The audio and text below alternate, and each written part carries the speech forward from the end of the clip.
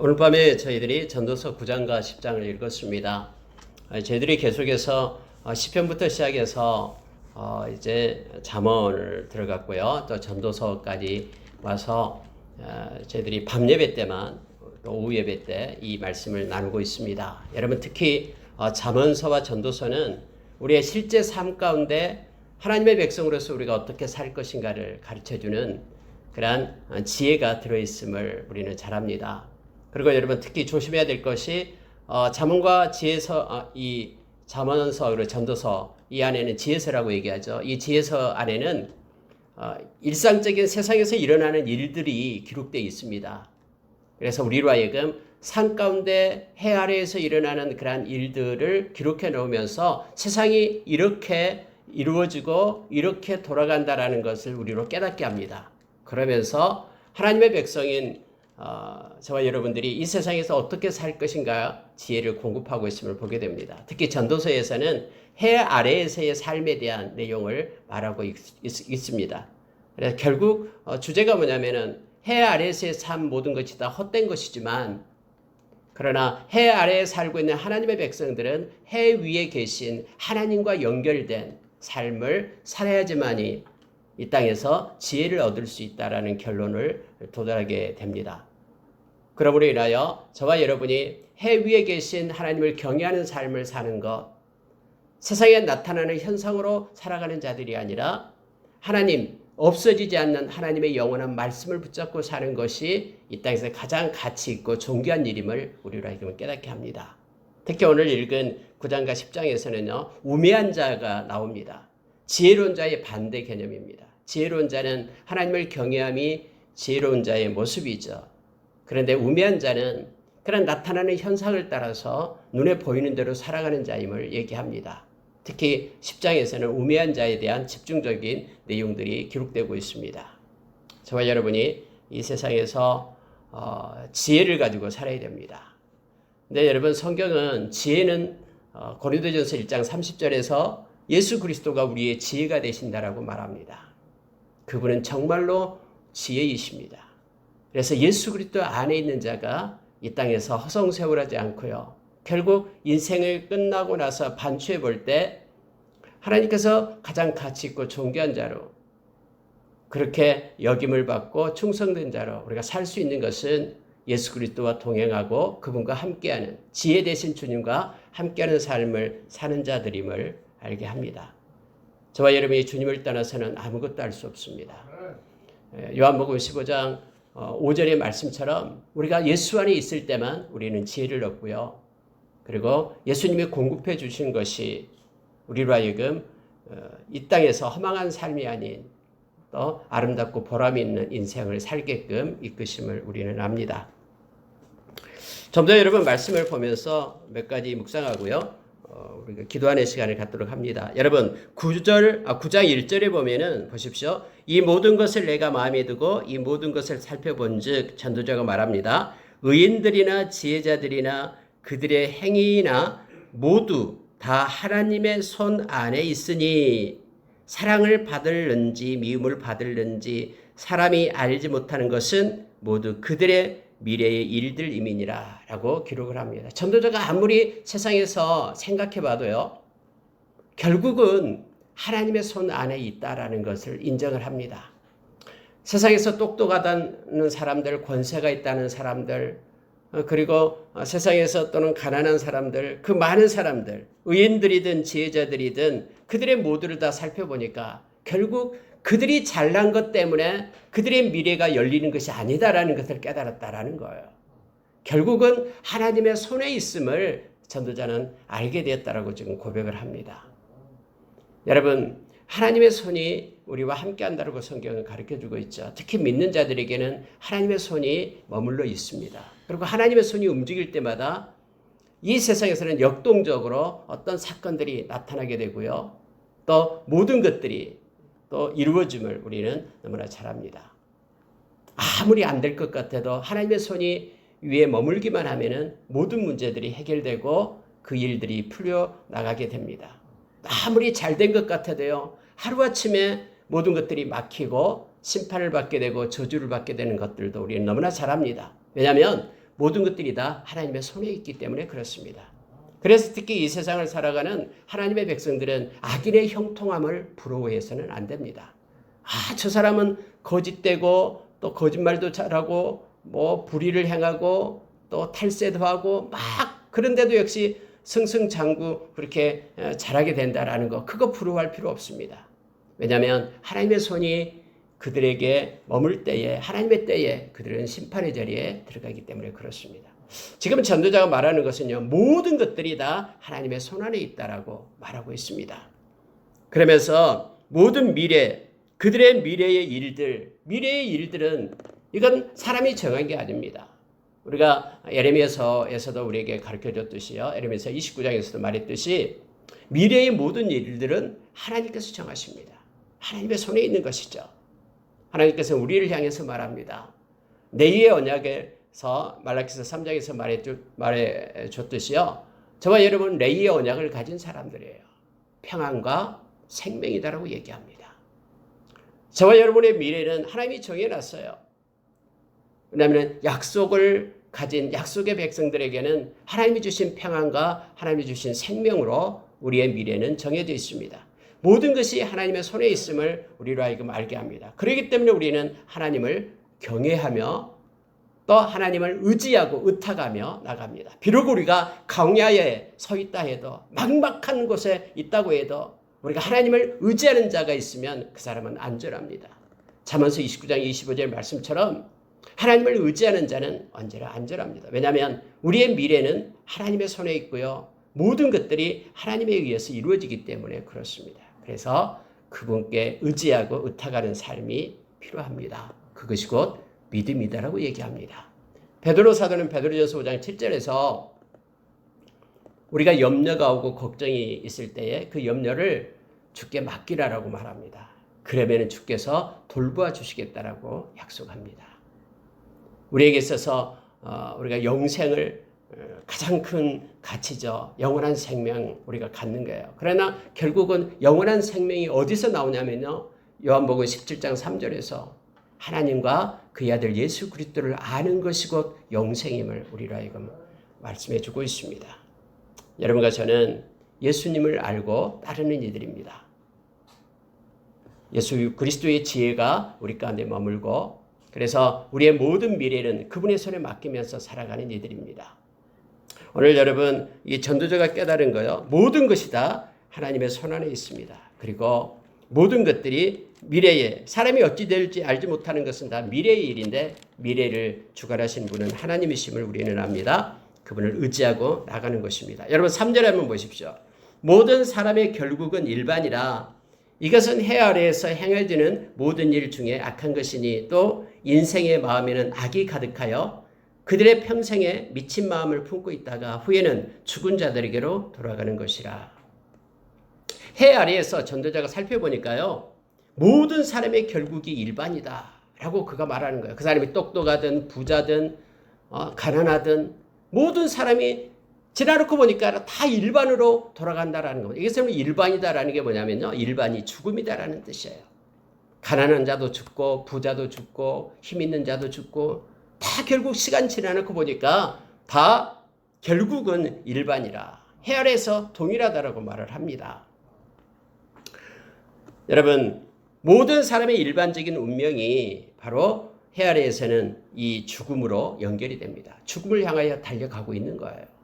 지금까지 사는 자들이 아무도 없습니다. 히브리서 9장 27절의 말씀처럼 한 번 죽는 것은 정해져 있는 것입니다. 그러나 중요한 것이 있습니다. 후에는 심판이 있다라고 성경은 우리에게 말해주고 있습니다.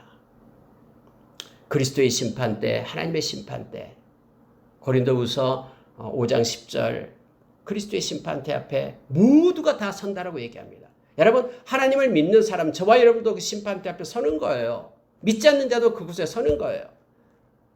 로마서 14장 10절에서 하나님의 심판대 앞에 너희들이 서게 될 것이다라고 얘기합니다. 요한계시록 20장에서 10절 그 이하에 보면은요, 백보자 심판대 앞에 모든 사람이 다 서요. 거기에 서지 않을 사람은 아무도 없어요. 근데 물론 하나님의 백성은 그곳에서 상을 받게 되죠. 모든 죄악은 예수 그리스도의 보혈로 우리가 회개했기 때문에 말갛게 지워져서 없어지고요. 이 땅에서 예수의 이름으로 한 작은 선한 일 결코 상을 잃지 않고 우리는 다 받게 됩니다. 그러나 생명책에 그들의 이름이 없는 이들에게는 불못에 던져지게 됨을 성경은 가르쳐주고 있죠. 여러분, 이 세상에서는요, 나타난 것은 똑같이 보여요. 모든 사람, 믿는 사람도 죽고 믿지 않는 사람도 죽어요. 모든 결국이 일반이다라고 이 전도자가 살펴보니까 그러한 결론을 내죠. 그러나 이제는 이 세상이 끝난 이유가 문제가 됐죠. 하나님의 백성은 영원한 하나님께서 근거준 유업이 있다라는 것을, 유업 이을 자가 하나님의 백성임을 성경은 우리에게 말해주고 있습니다. 지금 여기서 여러분 전도서 9장에서 말하고 있는 내용이 뭐냐면요. 그래서 보십시오. 자, 3절에 다시 보면요. 인생의 마음에는 악이 가득하여 죄성을 가진 인간을 얘기합니다. 평생에 그 악이 가득한 미친 마음을 품고 살다가 결국 후에는 죽은 자들로 돌아간다.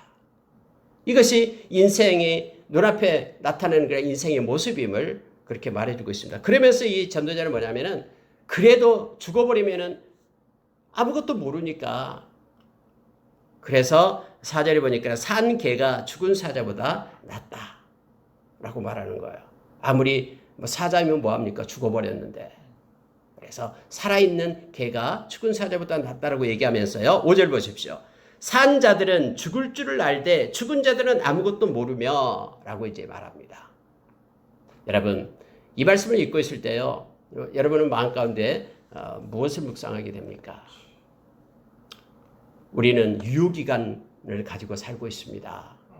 언제 하나님께서 이제는 됐다, 이제는 수고했다, 하나님이 부르면요, 우리는 가야 됩니다. 저는 오늘 두 분이 오늘 소천했다라고 연락을 받았습니다. 제가 알고 있는 목사님 어머니가 돌아가셨고요. 또 한 분은 장로님이 한 분이 돌아가셨습니다. 하나님이 부르면 다 가야 돼요. 이 땅에 계속 머물러 있을 자 없죠. 그런데 우리는요, 이 세상으로 끝나지 않는다라는 것을 너무나 잘 알고 있어요. 왜냐하면 성경이 그렇게 명확하게 가르쳐 줬기 때문에 우리는 하나님 앞에 서게 돼요. 하나님과 독대하게 돼요.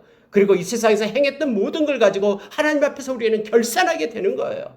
그래서 이 말씀을 읽을 때마다 우리가 살아있는 동안에 생명을 하나님께서 우리에게 주신 그 기간 동안에 허송 세월에서는 안 된다라는 거예요. 하나님이 기뻐하는 삶을 우리가 살아야 된다라는 걸 말합니다. 베드로전서 1장 7절에서 우리가 이 세상 떠나게 되면은 우리는 주님 앞에 서게 되는데 주님이 우리한테 원하는 것이 뭐냐면은 믿음으로 살았냐 이거예요. 가장 가치 있고 소중한 것이 믿음으로 사는 것입니다.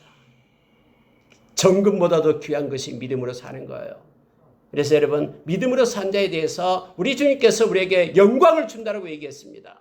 칭찬하고요, 우리를 존귀케 한다라고 말하고 있습니다. 여러분, 믿음으로 산다라는 것은 결국 말씀을 붙들고 사는 것입니다. 어렵고 힘들 때, 막 삶이 공고하고 힘들 때, 그때 우리 주님은 보고 있을 것입니다. 그래, 너 그때 내가 너를 보았다. 그 어려운 순간에도 너가 믿음으로 살아내는 것을 내가 보았다 하면서 우리 주님, 우리 만날 때 칭찬할 것입니다. 여러분, 산 개가 죽은 사자보다 더 낫다. 산 자는 죽을 줄을 알되 살아있기 때문에 내가 곧 죽게 될 것이라는 걸 안다라는 거예요. 저와 여러분이 지금 살아있습니까? 우리도 언젠가는 죽을 줄을 알고 있습니다. 그러니 지금까지보다도 지금부터 인생 후반부를 하나님께 영광 돌리는 믿음의 삶을 살아가는 저와 여러분 되기를 원합니다. 모든 우리의 생각과 우리의 행동의 그 중거점이 말씀이 되기를 원합니다. 그래서 말씀을 따라 사는 것이고 믿음임을 성경 우리에게 말해주고 있습니다. 그리고 여러분, 하나님이 주신 이 기간 동안요, 불평하고 원망하는 것이 아니라 기뻐하고 감사함으로 살기를 원합니다. 그게 여러분 나와 있는 말이에요. 7절이면 보십시오. 7절 보면은 너는 가서 기쁨으로 내 음식물을 먹고 즐거운 마음으로 내 포도주를 마실지어다. 이는 하나님이 네가 하는 일들을 벌써 기쁘게 받으셨음이니라. 기쁨으로 내 음식물을 먹으라라고 얘기합니다. 여러분, 이건 누구 음식물이에요? 내 음식물. 내 음식물에서 자기 음식물이에요. 하나님이 나에게 준 것을 감사함으로 받고요, 그 음식물을 기쁨으로 먹으라라는 거예요. 보십시오. 즐거운 마음으로 내 포도주를 마실지어다. 남의 포도주 마시는 거 아니고요. 자기 포도주 즐거운 마음으로 마시라. 이 말은요, 자족하는 마음을 배우라라는 거예요.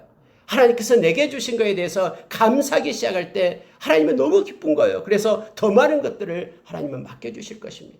우리가 가지고 있는 모든 것들은 우리 게 아니에요. 디모데전서 6장 5절 이하에 보면은 우리는 이 땅에 빈몸으로 왔고요. 또 빈몸으로 갑니다. 이 땅을 우리가 살아갈 때에 우리에게 부어주는 모든 것들은 하나님이 주신 선물이에요. 그래서 어떤 것이든 우리가 감사로 받고 자족하는 마음을 가지게 될 때 하나님은 너무너무 기뻐하실 겁니다. 그래서 많은 것들을 우리에게 맡겨주실 것입니다. 너에게 주어진 음식물을 기쁨으로 먹고 너에게 주어진 네 포도주를 내가 즐거움으로 마시라. 이것이 하나님께서 너에게 준 몫이다라고 말하고 있습니다. 다시 말하면 자살권연서 5장 16절의 말씀처럼 우리가 항상 기뻐하면서 사는 것, 그리고 감사하면서 사는 것, 기도하면서 사는 것, 이것이 우리를 향한 하나님의 뜻임을 성경은 말해줍니다. 오늘 하루 내가 얼마나 하나님께 기뻐하고 하나님께 감사하는 일이 있었습니까? 하나님 감사합니다. 하나님 너무너무 기쁩니다 하면서 이러한 고백들이 매일매일 우리가 살아있는 기간 동안에 하나님 앞에 드려지기를 원합니다. 여러분 보십시오. 자, 9절로 보시기 바랍니다. 9절 보면은 내 헛된 평생의 모든 날, 곧 하나님이 해 아래에서 내게 주신 모든 헛된 날에 네가 사랑하는 아내와 함께 즐겁게 살지어다. 이것이 내가 평생에 해 아래에서 수고하고 얻은 내 몫이라.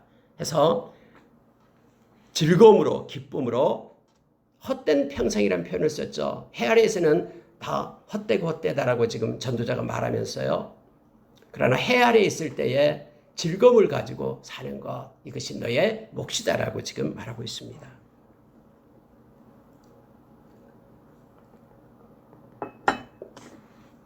여러분 11절로 내려갈게요. 보십시오. 내가 다시 해 아래에서 보니 빠른 경주자들이라고 선착하는 것이 아니며 용사들이라고 전쟁에 승리하는 것이 아니며 지혜자들이라고 음식물을 얻는 것도 아니며 명철자들이라고 재물을 얻는 것도 아니며 지식인들이라고 은총을 입는 것도 아니니 이는 시기와 기회는 그들 모두에게 임함이니라. 여러분 이 전도자가 잘 관찰했어요. 여기서 보니까요, 막 달리기를 잘한다고 해서 빨리 도착한 게 아니다라고 얘기합니다. 아무리 여기서 지혜가 있다고 해서 음식물을 얻어서 막 부자가 된 거 아니다라고 얘기해요. 모든 것이 다 하나님의 손에 있음을 전도자는 말하고 있습니다. 그래서 우리는 하나님을 경외해야 됩니다. 여러분 모든 인류의 역사를 하나님께서 움직이시죠. 마찬가지예요. 우리 인간사도 하나님의 손에 있습니다. 하나님께서 인도하심을 우리가 기억해야 됩니다. 그래서 우리는 하나님께 맡기고 하나님을 의지하는, 아침에 일어나자마자 하나님, 오늘 또 하나님의 인도하심을 얻기를 원합니다. 우리에게 긍휼을 베풀어 주시고 은혜를 베풀어 주십시오. 이 기도를 하면서 겸손하게 하루를 주님과 동행하는 삶 살기를 원합니다. 하나님께서는 겸손한 자에게 은혜를 베풀고요, 교만한 자는 하나님께서 원수가 된다라고 우리에게 말해주고 있죠.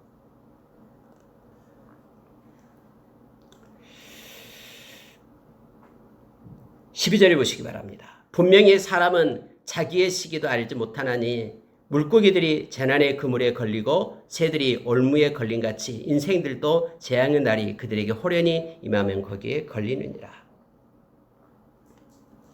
사람은 모릅니다. 우리의 한 치 앞도 모르는 게 인간이잖아요. 우리의 미래는 하나님의 손에 있습니다. 그래서 우리는 하나님을 의지하고, 하나님은 그런데 좋으신 하나님이셔요. 모든 것이 합력하여 선을 이루시는 그 하나님이심을 우리는 압니다. 그래서 하나님께 맡긴 자들은요, 나에게 주어진 삶에 어떤 것이든 감사할 수 있습니다. 그러나 하나님께 맡기지 않는 사람들은 자기에게 좋은 일이 주어지면 웃지만은 자기에게 때로는 고통스럽고 어려운 일이 주어지면요, 그것 때문에 원망하고 불평하게 됩니다. 그러나 하나님께 맡긴 사람들은 하나님을 전적으로 믿으니까, 모든 것이 합력하여 선을 이루시는 그 하나님을 의지하니까, 고린도전서 10장 13절의 말씀처럼 하나님의 허락 없이는 우리 앞에 나타나는 것이 아무것도 없으니까 피할 길을 예비하고 넉넉히 이길 수 있는 능력을 공급하시면서 우리를 연단시켜서 하나님의 온전한 자로 세우시는 분이 하나님이심을 아니까 우리는 감사하고 기뻐할 수 있음을 알게 됩니다. 우리를 책망한 것은 우리를 사랑하기 때문이요. 히브리서 12장에서 우리에게 가르쳐준 것처럼 우리로 하여금 더욱더 하나님의 거룩한 백성으로 세우기 위하여 하나님의 의를 가지고 사는 의로운 백성이 되게 하기 위하여 하나님의 평강을 가지고 살도록 우리를 세우기 위하여 하나님 우리를 책망하신다고 말합니다. 그래서 때로는 어려운 고난이 올 때도 하나님을 의지하는 자는 감사하며 기쁨으로 살 수 있음을 우리에게 말해줍니다. 여러분 10장으로 넘어가겠습니다. 10장에 보면은요. 10장에는 우매한 자에 대한 내용이 쭉 나옵니다. 그런데 거기에 앞서서 2절을 한번 보십시오. 지혜자의 마음은 오른쪽에 있고 우매자의 마음은 왼쪽에 있느니라 해서요. 오른쪽과 왼쪽을 이렇게 구분을 합니다. 성경에서는 여러분 오른쪽과 왼쪽을 이렇게 말하고 있는데요. 원래 오른쪽은 오른손, 하나님의 오른손 얘기할 때요. 오른손 또는 오른쪽 이것은 힘과 권세를 얘기합니다. 그리고 뿐만 아니라 능력과 구원을 나타내고 있습니다. 상징적으로 오른손, 오른쪽을 얘기하죠. 왼쪽은요. 연약함을 얘기합니다. 어리석음, 수치 또는 악, 멸망을 얘기할 때 왼쪽을 얘기합니다. 그래서 마태복음 25장에 보면은 오른쪽과 왼쪽으로 사람을 다 구분합니다. 임금 대신 예수님께서 왕으로 오셔서 임금이신 예수님이 오셔서 심판할 때에요. 오른쪽과 왼쪽으로 구분을 해요. 오른쪽에 세운 사람은 이제 양에게 속한 양떼고 염소떼는 왼쪽 이런 식으로 이제 구분을 하죠. 그런데 오른쪽에 속한 자들은 다 구원을 얻게 됩니다. 창세로부터 예비된 그러한 하나님의 나라를 유업으로 받을 자들이다라고 구원에 이를 자, 영원한 생명을 얻을 자는 오른쪽입니다. 왼쪽은 영벌에 처할 자를 얘기를 합니다. 근데 여기서는 여러분요, 말할 때 지혜자의 마음은 오른쪽에 있고 우매자의 마음은 왼쪽에 있다 하면서 이것을 상징적으로 구분을 합니다. 그러면서요, 왼쪽에 있는 사람들의 모습을 지금 말합니다. 자, 3절을 보십시오. 우매자요. 우매한 자는 길을 갈 때에도 지혜가 부족하여 각 사람에게 자기의 우매함을 말하느니라. 이렇게 말하죠.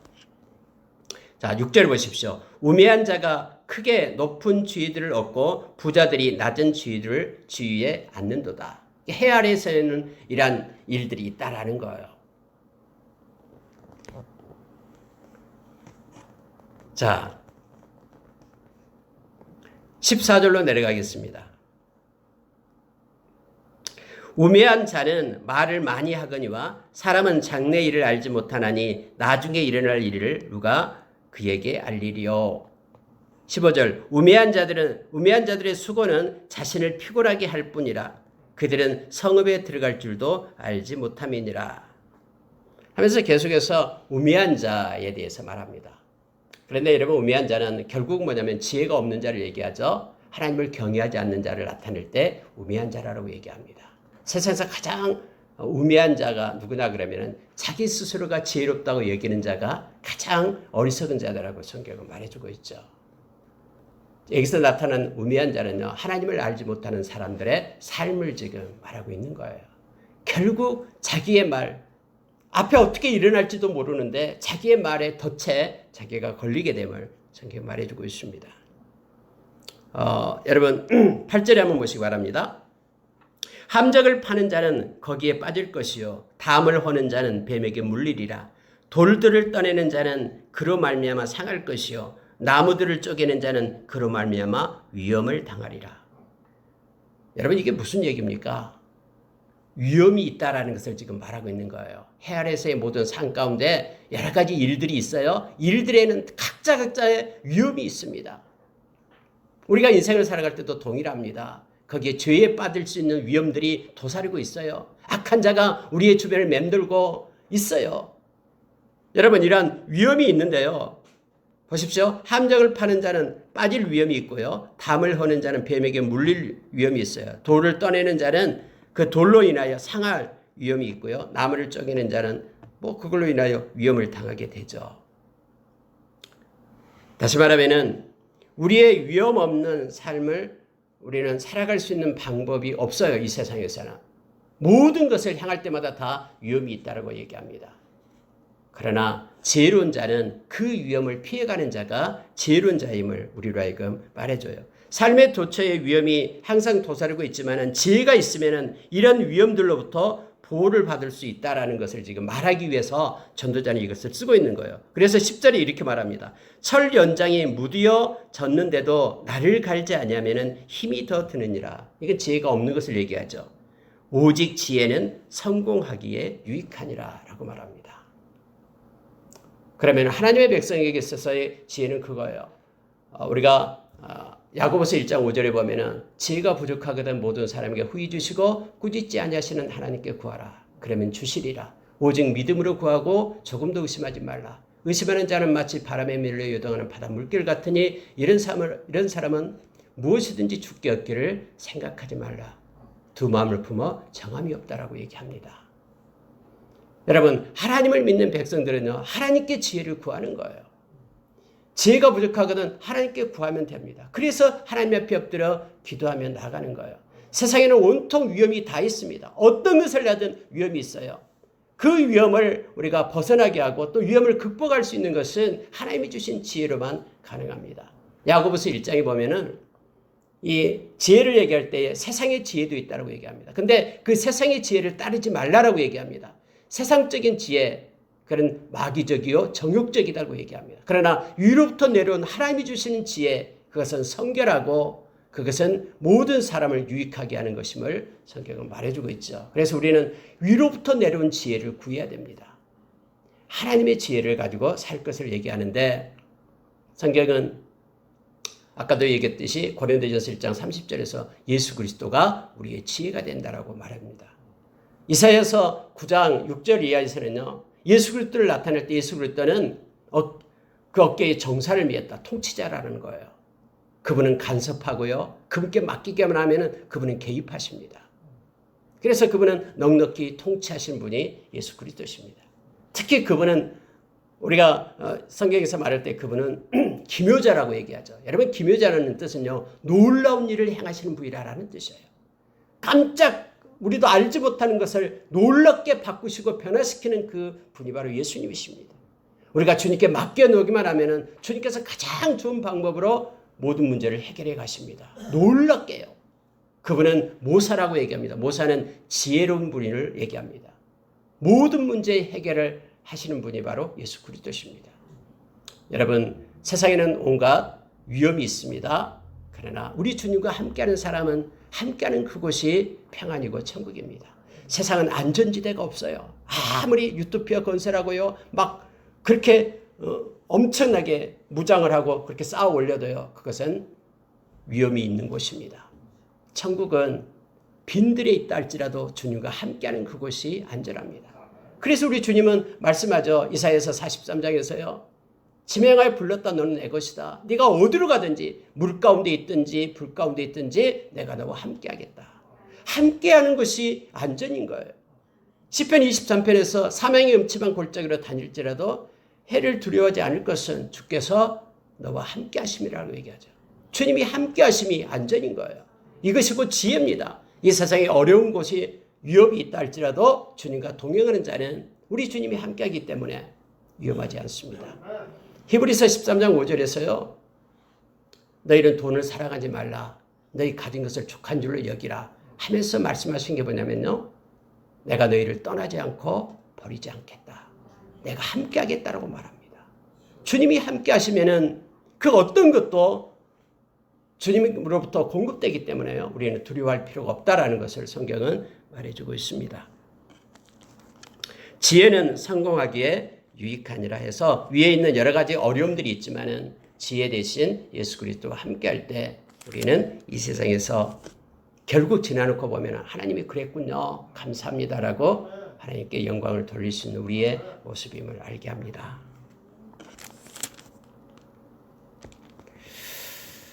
어, 16절 17절 한번 보십시오. 이거 보고요. 기도하고 마치도록 하겠습니다. 자, 16절 보니까요. 왕은 어리고 대신들은 아침부터 잔치하는 나라여 내게 화가 있도다. 왕은 귀족들의 아들이요 대신들은 취하지 아니하고 기력을 보하려고 정한 때에 먹는 나라여 내게 복이 있도다. 두 개가 있어요. 내게 화가 있도다. 내게 복이 있도다. 뭐가 틀립니까? 자, 16절에서는요. 아침부터 잔치하는 나라여 내게 화가 있다. 아침부터 잔치한다라는 것이 무슨 뜻입니까? 자기들의 식욕과 자기들의 욕망, 자기들의 즐거움을 채우기 위하여 막 억제치 못하고 시작하는 것을 얘기하죠. 무절제하는 것을 무절제함을 말합니다. 무절제하는 행동을 나타내요. 그러나요. 17절에서는요. 기력을 보호하려고 정한 때에 먹는 나라요. 이 정한 때에 먹는다라는 것은요. 이건 절제를 아는 이들을 얘기합니다. 여러분 세상에서요. 이 절제할 줄 알아야 됩니다. 특히 하나님의 백성은 그렇습니다. 성령의 그 열매 중에서 마지막 열매가 이 절제죠. 그리고 여러분 디모데후서 1장 7절에 보면은 성경은 하나님은 우리에게 두려운 마음을 주지 않는다 했죠. 근데 하나님이 주는 마음은 거기서 말할 때 능력과 사랑과 절제라고 얘기합니다. 절제가 뭡니까? 우리의 정욕대로 살지 않는 것이 절제잖아요. 여러분 절제를 위해서 우리가 기도하며 나가야 됩니다. 근데 절제할 때에 복이 있다라고 우리에게 성경은 말해주고 있습니다. 내 마음대로 살아서는 안 됩니다. 나의 정욕대로 살아서는 안 됩니다. 이것이 바로 절제인 것입니다. 디모데전서 3장에 보면은 감독들을 얘기합니다. 교회 리더들을 세울 때 해야 될 일들을 쭉 나열을 합니다. 15가지인가 16가지인가를 나열하죠. 그 중에요. 절제하며 신중하며 단정하며가 조건으로 나옵니다. 절제한다는 것이 뭐냐면은 자기의 정욕과 자기의 마음대로 인생을 살아서는 안 됩니다. 이것이 곧 절제라는 것입니다. 여러분 왜냐면요. 요한일서 2장 15절에 보니까 너희는 세상과 세상에 있는 것들을 사랑하지 말라라고 얘기하죠. 세상과 세상에 있는 것들이 곧 육신의 정욕과 안목의 정욕과 이생의 자랑이다. 근데 이것들은 금방 있다가 없어진다라는 거예요. 그러나 하나님의 뜻을 향하는 것은 영원히 있다라고. 그래서 하나님의 뜻을 향하는 자로 그것을 사랑하면서 살 것을 우리에게 요청합니다. 절제한다는 게 뭐냐면요. 바로 자기의 정욕대로 안목의 정욕대로 내가 살아가지 않고 하나님의 뜻을 가지고 나를 세우는 거예요. 나를 하나님의 말씀 앞에 세우고 하나님의 뜻을 향하는 자로 나를 새롭게 세우는 것이고 절제임을 말해주고 있습니다. 절제하는 자는 정해진 대로 행합니다. 막 기분에 따라서 사는 것이 아니라 우리가 매일매일 삶 가운데 말씀으로 우리의 삶이 절제되는 그런 자리에 들어가는 우리가 되기를 원합니다. 이거 말하고 하나 더 하겠습니다. 20절 말하고요. 끝나겠습니다. 20절 보니까요. 심중에라도 왕을 저주하지 말며 침실을 해서라도 부자를 저주하지 말라. 공중의 새가 그 소리를 전하고 날짐승이 그 일을 전파할 것임이니라.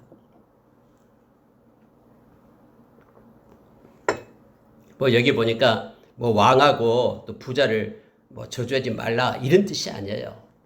여기서 지금 말하고 있는 내용은요. 권세 있는 자들을 비난하지 말라 이렇게 말하는 것이 아니라요. 함부로 마음속이나 함부로 그 말을 절제하지 못하고 발설하지 말라라는 뜻이에요. 누군가가 조만간 그 말을 그 생각대로 듣기 때문에 마음에 악한 생각 품지 말고 남을 저주하거나 남을 미워하거나 그런 마음 버리고 또 아무도 듣지 않는다고 함부로 절제하지 못하고 말을 누설하지 말라라는 뜻입니다. 여기서 왕과 부자라는 것은요, 이 권위를 상징하죠. 그래서 넉넉히 너에게 해를 끼칠 수 있는 사람들이다라는 거예요. 그래서 신중하면서 조심할 것을 얘기합니다. 특히 여러분요, 우리가 마음에 뭔가 악한 계교를 품으면 하나님이 싫어하시죠. 잠언서 6장에서 하나님은 우리의 마음을 보시는데 마음에 이 강교한 마음을 가진 것을 하나님은 너무너무 싫어한다라고 말하고 있죠. 우리가 여러분 누가복음 12장 1절에서 3절에 보면은요. 예수님께서 우리에게 가르쳐 주신 말씀이 있습니다. 이거 외식에 대한 얘기를 말하면서 누가복음 12장 1절 3절 이것만 보고 마칠게요. 제가 읽어드리겠습니다. 누가복음 12장 1절부터 3절. 그동안에 무리 수만 명이 모여 서로 밟힐 만큼 되었더니 예수께서 먼저 제자들에게 말씀하여 이르시되 바리새인들의 누룩 곧 외식을 주의하라. 감추인 것이 드러나지 않을 것이 없고 숨긴 것이 알려지지 않을 것이 없나니 이러므로 너희가 어두운 데서 말한 모든 것이 광명한 데서 들리고 너희가 골방에서 귀에 대고 말한 것이 지붕 위에서 전파되리라. 이것과 비슷한 말씀을 지금 예수님께서 그렇게 말씀하고 있는 거예요. 물론 이것은 그 히포크라시 그 외식에 대한 내용입니다. 무슨 얘기냐면요. 아무리 꾸미고 겉모습으로 해도 하나님은 다 알고 계신다라는 거예요. 그러니 바리새인의 그 누룩을 너희는 조심해라라는 거예요. 바리새인들이 뭡니까? 사람에게 보이려고 나는 이렇다라고 외식하는 자들이 바리새인들이었잖아요. 행동으로서. 이걸 우리가 특히 믿는 자들이 조심해야 된다라고 예수님께서 가르쳐주고 있습니다. 아무리 다 숨겨놔도 다 드러나게 된다. 예수님 말했죠. 감춘 이유가 있다. 왜냐하면 언젠가 드러내기 위해서 감춘 것이다 라고 말하죠. 우리의 마음 가운데 중심이 하나님을 향하고 하나님께 영광 돌리는 우리가 되기를 원합니다. 정직한 모습으로 우리가 서기를 원합니다. 말씀을 마치겠습니다. 특히 전도서는 우리가 삶 가운데 어떤 모습으로 살아야 될 것인가를 가르쳐주고 있습니다. 우리 주님과 겸손히 동행하는 것, 하나님을 경외하는 것이 우리 삶의 지혜를 가지고 사는 것임을 깨닫게 합니다. 기도하겠습니다.